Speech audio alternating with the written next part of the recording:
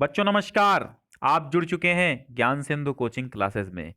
हिंदी की आज class model paper की है, यानी कि आपको आज हिंदी साहित्य का मॉडल पेपर सॉल्व करवाएंगे।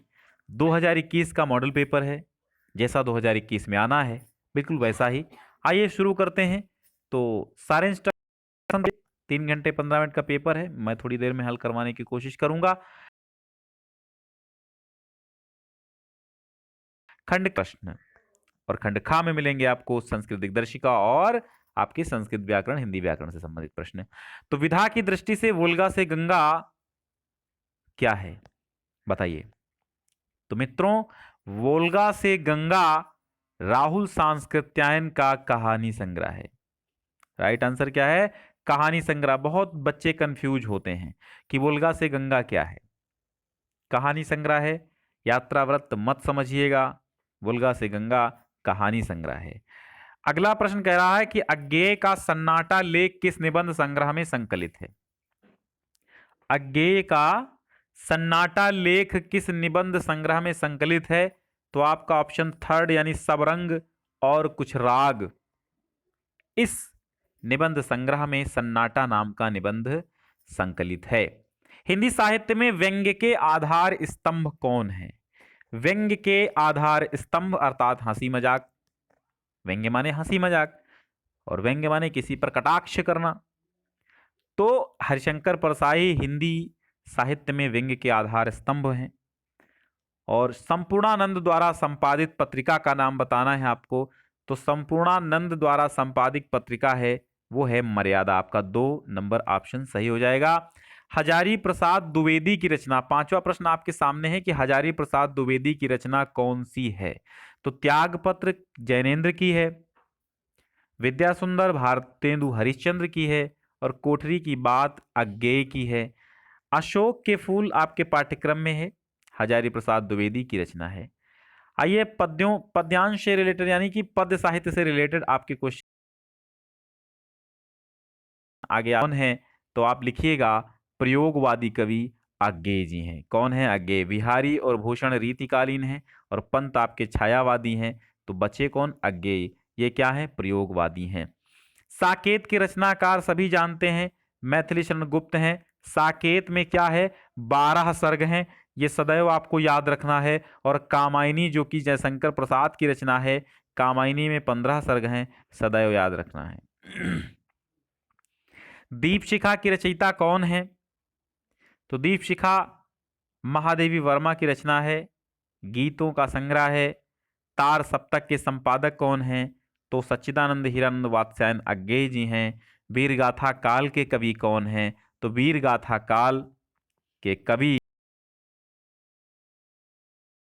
आड़ मत लगाइएगा, क्योंकि वीरगाथा काल के भूषण नहीं हैं, भूषण रीतिकाल के कवि हैं जिन्होंने वीर काव्य लिखा था, वीरस में काव्य लिखा था, छत्रसाल प्रशस्ति। लेकिन आपके जो चंद्रबरदाई हैं ये वीरगाथा काल यानी आदिकाल के, जिन्होंने पृथ्वीराज रासो नाम का महाकाव्य लिखा था। निम्नलिखित गद्यांश का संदर्भ देते हुए नीचे किसी एक नीचे दिए गए प्रश्नों का उत्तर लिखिए। सॉरी, किसी एक के नीचे, है ना, किसी एक के नीचे आपको मतलब एक के नीचे 5 प्रश्न दिए गए हैं, उस गद्यांश को पढ़िए, फिर वो 5 प्रश्न पढ़िए, उनके उत्तर दीजिए। तो भाषा सामाजिक भाव प्रकटीकरण की सुबोधता के लिए ही उद्दिष्ट है, उसके अतिरिक्त उसकी जरूरत ही सोची नहीं जाती। इस उपयोगिता की सार्थकता समसामयिक सामाजिक चेतना में प्राप्त द्रष्टव्य अनेक प्रकारों की संश्लिष्टताओं की दुरूहता का परिहार करने में ही निहित है। कभी कभी अन्य संस्कृतियों के प्रभाव से और अन्य जातियों के संसर्ग से भाषा में नए शब्दों का प्रवेश होता है और इन शब्दों के सही पर्यायवाची शब्द अपनी भाषा में न प्राप्त हों तो उन्हें वैसे ही अपनी भाषा में स्वीकार करने में किसी भी भाषा भाषी को आपत्ति नहीं होनी चाहिए। चलिए हम इसका सीधे सीधे प्रश्न ही देख लेते हैं, फिर गद्यांश को पढ़ने से कोई मतलब नहीं है, है ना। तो उपर्युक्त गद्यांश का शीर्षक बताइए। तो गद्यांश का शीर्षक लिखना है आपको भाषा और आधुनिकता। लेखक कौन है? प्रोफेसर जी सुंदर रेड्डी हैं। ठीक है, गद्यांश के लेखक कौन है? प्रोफेसर जी सुंदर रेड्डी हैं। भाषा के उपयोगिता की सार्थकता किसमें निहित है? बच्चों भाषा के उपयोगिता की सार्थकता किसमें निहित है? तो भाषा के उपयोगिता की सार्थकता देखो इसमें लिखी समसामयिक चेतना। देखो इसमें ये देखिए समसामयिक सामाजिक चेतना में प्राप्त अनेक प्रकारों की संश्लिष्टताओं की दुरूहता का परिहार करने में निहित है। ये आपका उत्तर हो गया। यानी आपको गद्यांश में ही उत्तर खोजना है, पूरा गद्यांश ध्यान से पढ़ना है, फिर जो शब्द आपके प्रश्न में है उन गद्यांश में ढूंढने की कोशिश करेंगे और जिस पंक्ति में वो शब्द मिल जाएंगे समझ लो उसी पंक्ति में आपका उत्तर छिपा हुआ है। तो उस पंक्ति के दाएं बाएं आप दोनों पंक्तियां, 3 पंक्तियां मिला के देख लीजिए, आपका उत्तर मिल जाएगा। प्रस्तुत गद्यांश में किसका स्पष्टीकरण किया गया है?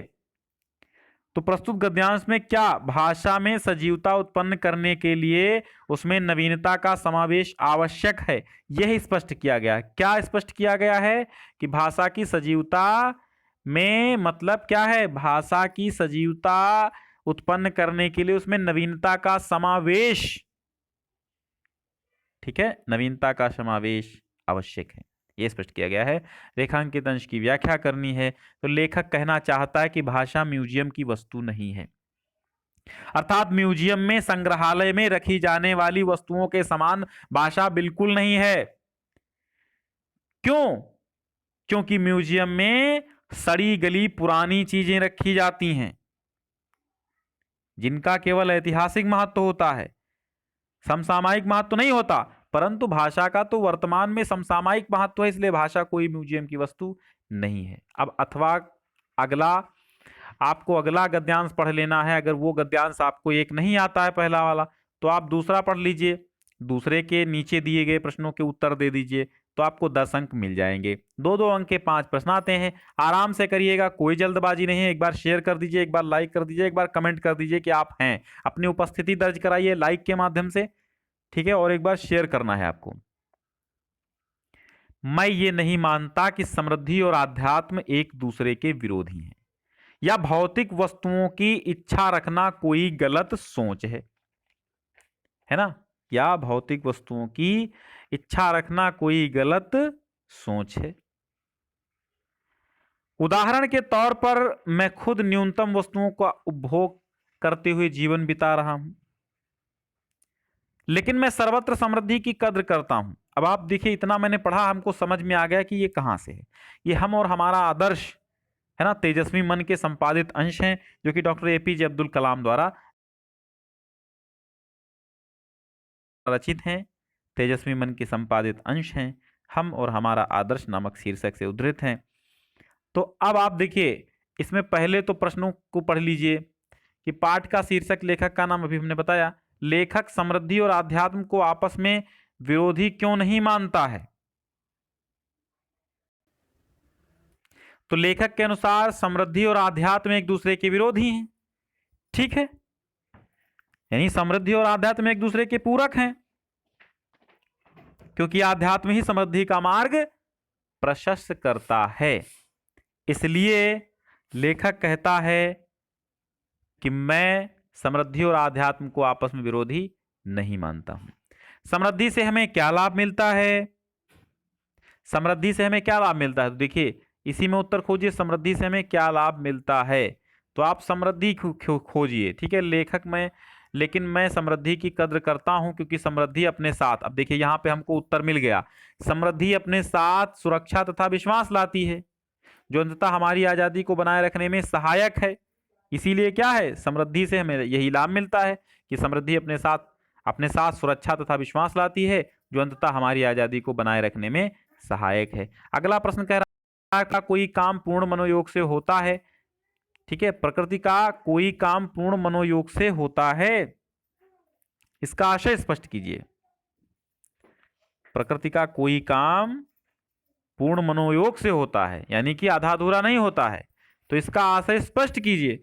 तो लिखिए आप कि लेखक ये कहना चाहता है कि प्रकृति भी कोई काम जो है वो कभी भी आधा अधूरा नहीं करती, आधे अधूरे नहीं करती, क्योंकि आप किसी बगीचे में जाइए, मौसम में आपको फूलों की बहार देखने को मिलेगी, है ना। अथवा ऊपर की तरफ देखें या ब्रह्मांड के आपके अनंत आकाश तक फैला आपको दिखाई देगा, यानी आप यकीन से भी, आपके यकीन से भी परे। तो प्रकृति कोई भी काम आधे अधूरे मन से नहीं करती। रेखांकित अंश की व्याख्या करनी है तो अभी हम बता ही रहे हैं इसी के बारे में। इसका चौथे का उत्तर भी वही है और उसकी व्याख्या भी वही है कि आप अपने आसपास देखेंगे तो पाएंगे कि खुद प्रकृति कभी कोई आधे अधूरे काम नहीं करती, अर्थात पूर्ण मनोयोग से पृथ्वी अपना काम, प्रकृति अपना काम करती है। किसी बगीचे में आप किसी भी मौसम में जाएंगे तो आपको विभिन्न प्रकार के फूल या कोई न कोई प्रकार के फूल खिले अवश्य मिलेंगे। चलिए अब आपको देखने को मिलेगा 5 प्रश्न। चलिए इनको भी हल कर लेते हैं। दुख की पिछली रजनी के बीच विकसता सुख का नवल प्रभात, एक पर्दा यह झीना नील छिपाए है जिसमें सुख गात, जिसे तुम समझे हो अभिशाप जगत की ज्वालाओं का मूल, ईश का वो रहस्य वरदान कभी मत इसको जाओ भूल, कभी मत इसको जाओ भूल। यानी कि श्रद्धा मनु, आप जानते हैं जयशंकर प्रसाद ने कामायनी लिखी, कामायनी में श्रद्धा, कामायनी से ही उद्धृत है आपकी पाठ्य पुस्तक में। एक श्रद्धा मनु नामक शीर्षक समझ लो कविता है, उस कविता में आपको उस कविता का ही ये पद्यांश है, उसी के आधारित, उसी पर आधारित ये प्रश्न है, उनके उत्तर देना है। तो पहला ही प्रश्न आपका होता है कि उपर्युक्त पद्यांश के कवि एवं कविता का नाम, तो श्रद्धा मनु जयशंकर प्रसाद, ठीक है, श्रद्धा मनु हो जाएगा और जयशंकर प्रसाद इसके रचयिता हैं। अगला प्रश्न कहता है कि श्रद्धा के हताश मन को प्रेरणा, श्रद्धा मनु के हताश मन को प्रेरणा दे रही है। इस पद्यांश में किस प्रसंग का वर्णन है? इस पद्यांश में किस प्रसंग का वर्णन है? तो श्रद्धा द्वारा मनु के निराश मन को प्रेरित करने के प्रसंग का वर्णन किया गया है। यानी निराशा में आशा का संचार करने की प्रेरणा देती है वो आपकी कौन? श्रद्धा। कि निराशा में भी आशा का संचार हो जाए, तो आशा का निराश मन को प्रेरित करने का प्रसंग यहाँ पर निहित है इस कविता में। एक पर्दा यह झीना नील में कौन सा अलंकार है? तो एक पर्दा यह झीना नील में आपका उपमा अलंकार है। ठीक है, कौन सा? उपमा अलंकार है। रेखांकित पंक्ति की व्याख्या करनी है तो पहली ही पंक्तियां रेखांकित हैं कि दुख की पिछली रात्रि के मध्य में सुख का नवीन प्रभात अवश्य विकसित होता है। इसलिए हमें कभी दुख को प्रगाढ़ नहीं समझना चाहिए, यानी हमें कभी दुख में अधिक दुखी नहीं होना चाहिए और कभी सुख में अधिक सुखी नहीं होना चाहिए। समान भाव से रहना चाहिए, क्योंकि समत्वम योग उच्यते। इसी भाव को, इस समता के भाव को ही योग कहा जाता है, भगवान कृष्ण ने गीता में कहा है ना। कि रात्रि, एक बार फिर से समझिए कि दुख की, जिस प्रकार रात्रि के अंतिम प्रहर समाप्त होने के बाद एक नया प्रभात उदित होता है, उसी प्रकार दुख के अंतिम क्षण बीतने के बाद सुख स्वयं ही समीप आ जाता है। आगे देखिए, अगर वो आपको नहीं आता है तो ये वाली व्याख्या कर दीजिए, यानी यह व्याख्या अगर आती है आपको तो इस पर आधारित प्रश्नों के उत्तर दे दीजिए, कोई दिक्कत नहीं होती है। अथवा करके है, एक के देने हैं। झूम झूम मृदु गरज गरज घन घोर, राग अमर अंबर में भर निज रोर, झर झर झर नीर झर गिरि सर में, घर मारु तरु मर मर सागर में, सरित तड़ित गति चकित पवन में, मन में बिजन गहन कानन में, आनन आनन में रव घोर कठोर, राग अमर अंबर में भर निज रोर। तो बच्चों, पहला प्रश्न आपके लिए आ गया। प्रस्तुत पद्यांश का शीर्षक और रचनाकार का नाम उल्लेख कीजिए भाई। तो आप जानते हैं ना, नौका विहार नहीं है ये है बादल राग, सूर्यकांत त्रिपाठी निराला का। ठीक है बच्चों, सूर्यकांत त्रिपाठी निराला का बादल राग है ये। रेखांकित अंश की व्याख्या करनी है तो घर मरु तरु मरमर सागर में, यानी कि जब महाकवि निराला शब्द अपने शब्दों में आह्वान करते हुए बादलों का कहते हैं कि तुम अपने स्वर से यानी कि अमर संगीत इस प्रकृति में, पूरे नेचर में भर दो, इस पूरे कण कण में भर दो, नवजीवन का श्रृंगार कर दो, है ना, नवजीवन का श्रृंगार कर दो, नवजीवन का संचार भी कर दो। और प्रत्येक घर में, मरुस्थल में, वृक्षों की मरमराहट में, सागर में, सरिता में, तड़ित में यानी कि विद्युत में, विद्युत की गति में, चकित पवन में, हर जगह आप अपने अमर राग को भर दो, सबको आप प्लावित कर दो। फिर है अंबर में भर निज रोर किससे कहा है? तो अंबर में भर निज रोर किससे कहा गया है? तो इसका आंसर है बादलों से कहा गया। किससे? बादलों से। अमर राग का क्या आशय है? तो अमर राग का आशय है बादल की ध्वनि सदैव अमर है, यानी बादल की ध्वनि का तात्पर्य बादल की गर्जना से है और उसी को अमर राग कहा गया है। रव घोर कठोर किसके लिए कहा गया है? तो रव घोर कठोर बादल के लिए कहा गया है, क्योंकि रव माने ध्वनि, घोर कठोर माने अत्यधिक कर्कश होती है, कठोर होती है। ठीक है, चलिए फिर आपको जीवन परिचय लिखना होगा। पंडित दीनदयाल उपाध्याय, कन्हैयालाल मिश्र प्रभाकर, वासुदेव शरण अग्रवाल तो मोस्ट इंपॉर्टेंट ही हैं। इनको इंपॉर्टेंट की श्रेणी में नहीं, most important, very very most important की श्रेणी में डालिए। वासुदेव शरण अग्रवाल आपके पेपर में छपा रखा होगा, मुझे पता है। ठीक है, इसलिए मोस्ट इंपॉर्टेंट है वासुदेव शरण अग्रवाल, इनको याद कर लीजिए। कन्हैयालाल मिश्र प्रभाकर तो ये इस बार हैं आपके सिलेबस में, ऐसा नहीं है कि आपके सिलेबस में नहीं है, क्योंकि सामान्य हिंदी में तो नहीं है खैर, लेकिन साहित्य हिंदी में है कन्हैयालाल मिश्र प्रभाकर। पंडित दीनदयाल उपाध्याय सबके जीवन परिचय हम करवा चुके हैं। ठीक है, चलो कवि का जीवन परिचय देते हुए, किसी एक कवि का जीवन परिचय देते हुए उनकी कृतियों का उल्लेख कीजिए। निराला, प्रसाद, भारतेंदु और मैथिली शरण गुप्त। हमने बताया आप छायावादी के 4 जीवन परिचय याद कीजिए, एक आपको मिल जाएगा आपके पेपर में। चलिए, तो उन सबके जीवन परिचय हम करवा चुके हैं। कहानी कला की दृष्टि से पंचलाइट और बहादुर कहानी की समीक्षा भी हम आपको करवा चुके हैं। प्लेलिस्ट में जाकर के देखिए, सामान्य हिंदी और साहित्य हिंदी की अलग अलग प्लेलिस्ट बनी हुई है, आप सभी देखिए।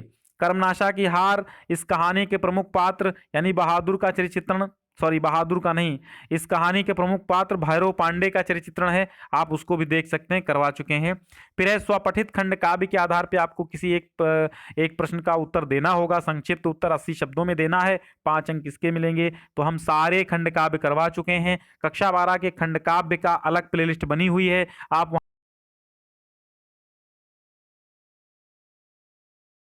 खंड काव्य चलता है, यह भी वीडियो पड़ा हुआ है। अगर तब भी आपको नहीं पता चल रहा कि आपके जिले में कौन सा खंड काव्य है, तो आप अपने विषय अध्यापक से पूछिए। यदि वो नहीं बता पा रहे हैं तो किसी अन्य विद्यालय के विषय अध्यापक से पूछ लीजिए या किसी स्टूडेंट से, तो हो सकता है वो बता दे आपको। ठीक है, चलो सबके करवा चुके हैं। चरित्र चित्रणों, कथा वस्तु के सारांश सब कुछ करवा चुके हैं। खंड खा, ये अब देखते हैं। खंड खा में आपको मिलेंगे, क्या मिलेंगे? खंड खा में आपको मिलेगा संस्कृत गद्यांश, जिस करना होगा आपको हिंदी अनुवाद। ठीक, क्या करना होगा? इसका हिंदी अनुवाद करना होगा आपको। तो संस्कृत भाषाया महत्वम, संस्कृत भाषाया महत्वम से आपका पहला गद्यांश लिया गया। तो आप लिखेंगे कि प्रस्तुत गद्यांश, संस्कृत गद्यांश हमारी पाठ्य पुस्तक संस्कृत दिग्दर्शिका के संस्कृत भाषाया महत्वम नामक पाठ से उद्धृत है ना। तो अब इसका अनुवाद आप कर देंगे। आपको बेहतरीन अनुवाद अगर आपको समझना है, पढ़ना है, तो आप प्लेलिस्ट से पढ़ लीजिए। फिलहाल हम यहाँ पर आपको समझाए दे रहे हैं जल्दबाजी में, लेकिन आप समझना है अगर कायदे से तो आप प्लेलिस्ट में देखिए। संस्कृत साहित्य से आदि कवि ही वाल्मीकि, महर्षि व्यासः, कविकुलगुरु कालिदासा, अन्ये च भास भारवी भवभूत्य आदयो महाकवयः स्वकीयैः ग्रंथरत्नैः अद्यापि पाठकानां हृदि विराजन्ते। तो संस्कृत साहित्य के आदि कवि वाल्मीकि, महर्षि व्यास, कविकुलगुरु कालिदास और अन्य भास भारवी भवभूत आदि महाकवि स्वकीय माने अपने, ग्रंथ रत्न माने ग्रंथ रत्नों के द्वारा, आज भी, अद्याप माने आज भी, पाठका नाम हृदय विराजन्ते, पाठकों के हृदय में विराजित हैं। या विराजमान है। इयं भाषा अस्माभिः मातृ समम सम्माननीय, ये भाषा हमारे लिए माता के समान सम्माननीय और वंदनीय है। यतो भारत मातु स्वातंत्र्यम गौरवम अखंडत्वम सांस्कृतिकम एकत्वम संस्कृतेन एव सुरक्षितम शक्यन्ते। ये तो माने क्योंकि मतलब भारत माता की स्वतंत्रता, गौरव और अखंडता तथा सांस्कृतिक एकता संस्कृति से ही, संस्कृत भाषा से ही सुरक्षित हो सकती है। इयं संस्कृत भाषा सर्वासु भाषासु प्राचीनता श्रेष्ठा अस्ति, ये संस्कृत भाषा सभी भाषाओं में प्राचीन और श्रेष्ठ है। ततः इसलिए सुष्ठुक्तम, सुष्ठुक्तम मतलब ठीक ही कहा गया है या सही कहा गया है या उचित कहा गया है। भाषासु मुख्य मधुरा दिव्या गिर्माण, भारतीय भाषाओं में मुख्य मधुर और दिव्य, मुख्य और मधुर क्या है? मुख्य मधुर और दिव्य कौन सी है? गिर्वाण भारती अर्थात संस्कृत भाषा है। फिर देखिए, अयम यदा अयम 16 वर्ष देशीया आसीत तदा अस्य कनीयसी भगिनी विशूचिकया पंचत्वम गता। ठीक, तो ये कौन सा लिया गया? महर्षि दयानंदा। ये महर्षि दयानंदा पाठ से है। तो आप इसका उत्तर देखिए, इसका अनुवाद देखिए। तो आप क्या लिखेंगे कि प्रस्तुत संस्कृत गद्यांश हमारे पाठ्य पुस्तक के संस्कृत खंड के महर्षि दयानंदा नामक पाठ से उद्धृत है। यदा माने जब, अयम माने यह, 16 वर्ष देशिया अर्थात 16 वर्ष के थे, आसीत माने थे, तथा माने तब, अस्य माने इनकी, कनीसी माने छोटी, भगिनी माने बहन, विशुचिकया पंचत्वम गता अर्थात हैजे के कारण पंचत्वम माने पंचतत्व में चली गई थी। वर्ष त्रयान्तरमस्य, वर्ष त्रय अनंतरम 3 वर्षों के बाद, पितृभ्यो अपि इनके चाचा भी की मृत्यु देखकर आसीदस्य मनसि कथमम अहम कथम वा अयम लोकः मृत्यु भयात् मुक्तः स्यात् इति चिन्तयतः एव अस्य हृदि सहसैव वैराग्य प्रदीपः प्रज्वलितः। तो द्वयो अनयो, इन दोनों की मृत्यु दृष्टवा देख करके, आसीत माने था, अस्य माने इनके, मनस माने मन में, इनके मन में क्या था? इनके मन में उत्पन्न होगा क्या? वैराग। तो इनके मन में क्या चल रहा था? क्या चल रहा था कि कथम माने कैसे, अहम माने मैं, कथम माने कैसे, वा माने अथवा, आयम माने यह, लोकः माने संसार, मृत्यु भयात माने मृत्यु के भय से, मुक्तः माने मुक्त होगा, स्यात् माने होगा, इति चिंतयता ऐसा विचार करते हुए, एव माने ही, अस्य हृदय इनके हृदय में, सहसैव अचानक वैराग्य प्रदीपः वैराग्य का प्रदीप प्रज्वलित हो उठा। एकस्मिन् दिवसे, एक दिन, अस्तंगते भगवती भास्वती मूल शंकराग्रहम अत्यजत। एक दिन अस्तंगते माने अस्त होते हुए, भगवती भास्वती सूर्य के अस्त होने के समय ही, है ना, अस्ताचल की ओर जाने के समय ही, यानी संध्या के समय, मूल शंकर ग्रहम अत्यजत, मूल शंकर ने घर त्याग दिया। निम्नलिखित श्लोकों में से किसी एक का ससंदर्भ हिंदी में अनुवाद कीजिए। 7 अंकों का ये भी आता है, एक पद्य और एक गद्य का अनुवाद करना होगा आपको। तो अनाकृष्टस्य विषयैः विद्यानां पारदृश्यं तस्य धर्म इतरा आसीद वृद्धत्वं जरसा विना, यानी कि ये आपका नृपति दिलीपः नामक पाठ से उद्धृत है ना। चलिए, तो चलिए इसका अनुवाद देख लेते हैं। अनाकृष्टस्य विषयैः विद्यानां पारदृश्यं तस्य धर्म इतरा आसीत वृद्धत्वं जरसा विना। कहने का मतलब ये है कि विषयों के द्वारा आकृष्ट न होने वाले, विद्याओं में पारंगत और धर्म से प्रेम करने वाले उस राजा दिलीप को वृद्धावस्था के न होने पर भी वृद्धता प्राप्त थी। ठीक है, मतलब बुढ़ापा न आने पर भी बुढ़ापा उनको था। परोक्षे कार्य हंतारम प्रत्यक्षे प्रिय वादना वर्जयेत एतादृशम मित्रम विषकुंभम पयोमुखम।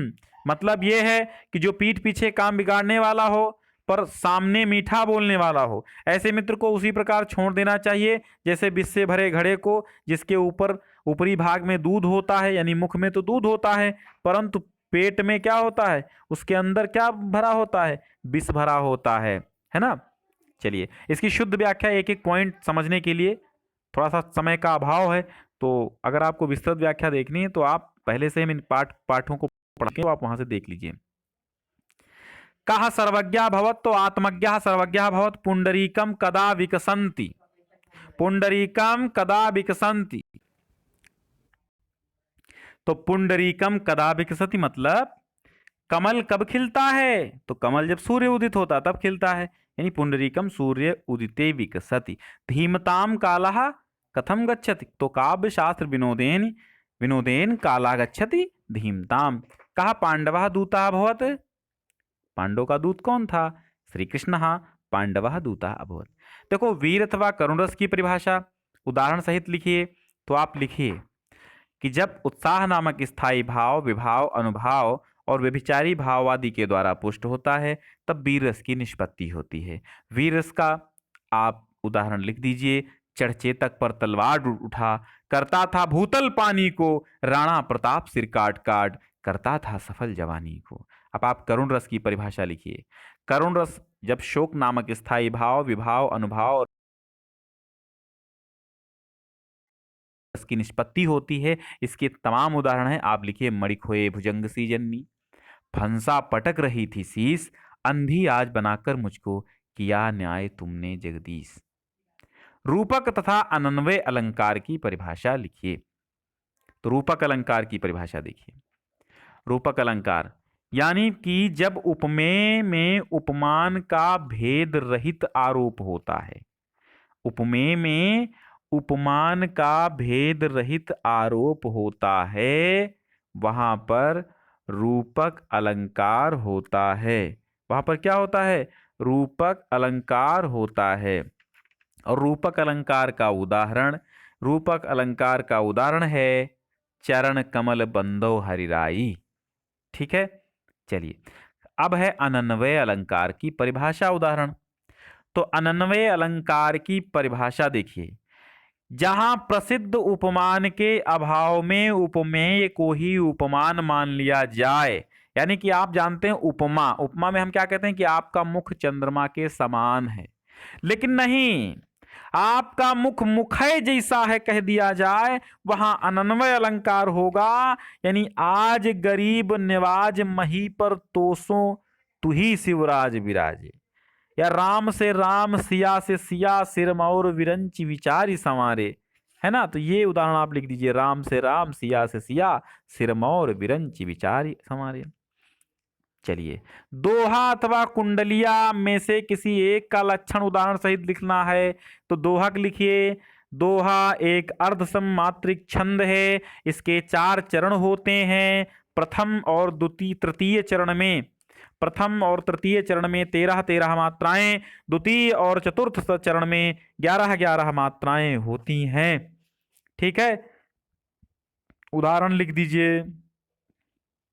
उदाहरण क्या लिखेंगे कि भरत ही हो ही न राज मधु, विधि हरि हर हर पद गाय। भरत ही हो ही न राज मधु, विधि हरि हर पद पाए। और कबहू की कांजी सी करनी, क्षीर सिंधु बिनसाय। है ना।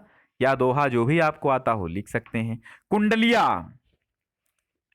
हम आपको सुनाते हैं कि पाकिट में पीड़ा भरी, कौन सुने फरियाद।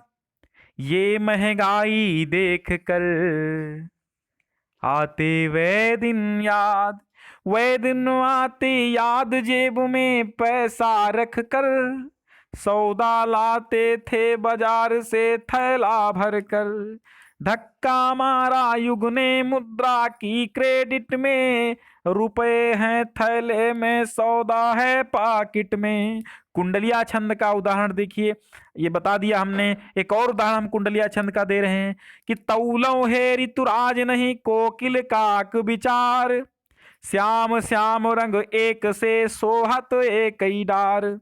तो सोहत एक ही डार काक कछुबाक न बोले, वैणो रहे निशंकता सुहासी करी डोले। बरनय दीन दयाल नहीं गुण आवत जौलो, काक को किला ज्ञान जात नहीं जानो तौलो। यानी कि ये मात्रिक विषम छंद है, यानी ये विषम मात्रिक छंद है। ये विषम मात्रिक छंद है और आप जानते हैं इसमें 6 चरण होते हैं, प्रत्येक में 24-24 मात्राएं होती हैं। आदि के 2 चरण दोहे का और अंत के 4 चरण रोला के होते हैं। यानी पहले के 2 चरण जो होते हैं वो दोहे और बाद के 4 चरण रोला के होते हैं। ये दोनों छंद कुंडलाकार एक दूसरे से जुड़े होते हैं, इसलिए इनको कुंडलिया छंद कहते हैं। इस छंद के आदि और अंत में शब्द या पद एक ही होते हैं, यानी पहला शब्द जिससे शुरू होता है उसी से अंत होता है। दोहे के चौथे चरण से रोला का छंद प्रारंभ हो जाता है। ठीक है, चलो हम पढ़ा चुके हैं रस छंद अलंकार सभी, आप वहां पर देख सकते हैं।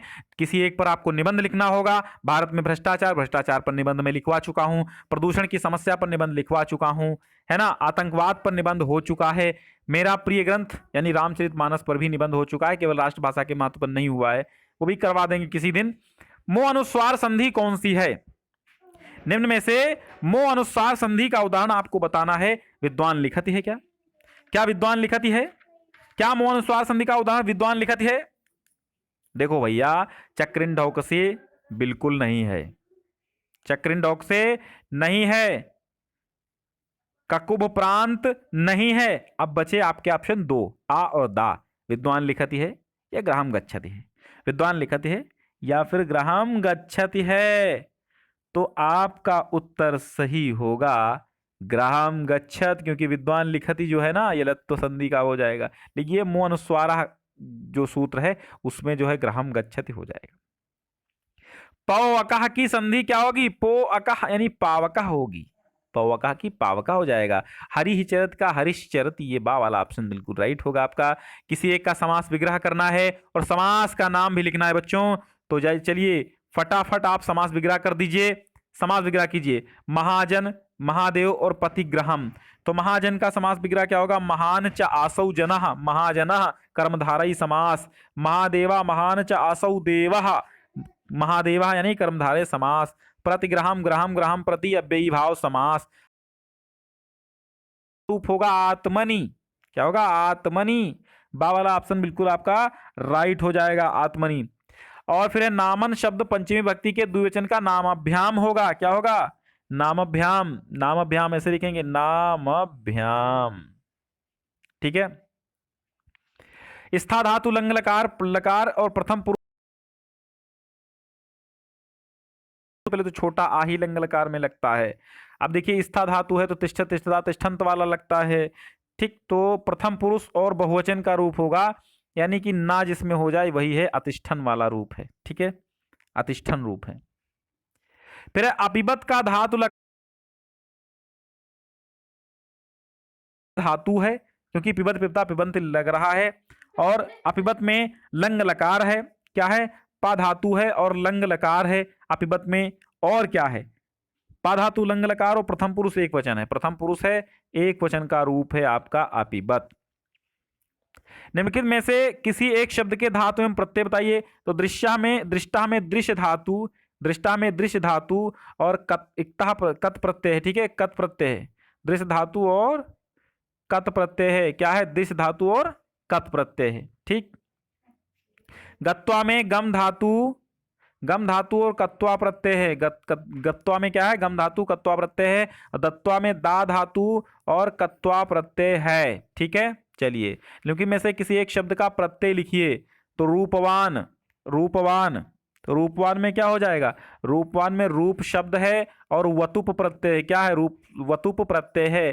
धीमती में धी शब्द है ना, धीमती में धी शब्द है और मतुप प्रत्यय है, क्या है? मतुप। धीमती में मतुप प्रत्यय है। ठीक है, पूजयित्वा, पूजयित्वा पूज धातु, ठीक है, पूज धातु है, कत्वा प्रत्यय है, पूजयित्व पूजयित्वा हो जाएगा। चलिए आगे देखिए, रेखांकित अंश में से विभक्ति और संबंधी नियम उल्लेख करना है। ग्रामम परितः वृक्षाः सन्ति, गांव के चारों ओर वृक्ष हैं, तो ग्रामम में द्वितीय विभक्ति होगी। अभिता परिता समया निक्षा हा प्रतियोगी अपि वार्तिक से ये क्या होगी? द्वितीय विभक्ति होगी। छात्रेषु अनिलः श्रेष्ठः, छात्रेषु अनिलः श्रेष्ठः सप्तमी यतश्च निर्धारणम से होगा। सप्तमी क्या है? यतश्च निर्धारणम सूत्र से सप्तमी विभक्ति का रूप है। तस्मै श्री गुरुवे नमः, चतुर्थी है नमः सस्तु स्वाहा अलम मुसट योगाच चतुर्थी। भिक्षुक, अब इनसे संस्कृत में अनुवाद काना है तो भिक्षुकः नेत्रेण काणः, भिक्षुकः नेत्रेण काणः। वृक्ष से पत्ते गिरते हैं तो वृक्षात पत्राणि पतन्ति, और अगर आ जाए कहीं वृक्ष से पत्ता गिरता है तो वृक्षात पत्रम पतति। ठीक है। मैं कल दिल्ली जाऊंगा, अहम श्वः दिल्ली गमिष्यामि। अहम श्वः, देखो कल के लिए यानी भविष्य वाले आने वाले कल के लिए श्वः, बीते हुए कल के लिए ह लगाया जाता है, सदैव ध्यान रखिए। राम सीता के साथ वन गए, रामः सीतया सह वनम अगच्छत। क्या है? वनम अगच्छत। चलिए बच्चों, तो आज आपका यहाँ तक। ठीक है, आज थोड़ा समय का अभाव है, कमेंट आपकी नहीं पढ़ पाएंगे, हम कल अवश्य आपकी कमेंट पढ़ेंगे। चलिए, तो तब तक के लिए बहुत बहुत धन्यवाद। एक बार आप लाइक कर दीजिए, शेयर कीजिए और सब्सक्राइब कर लीजिए अगर आप नए हैं, क्योंकि यहाँ लाइव क्लासेस का सिलसिला कभी नहीं थमता। Very very thank you.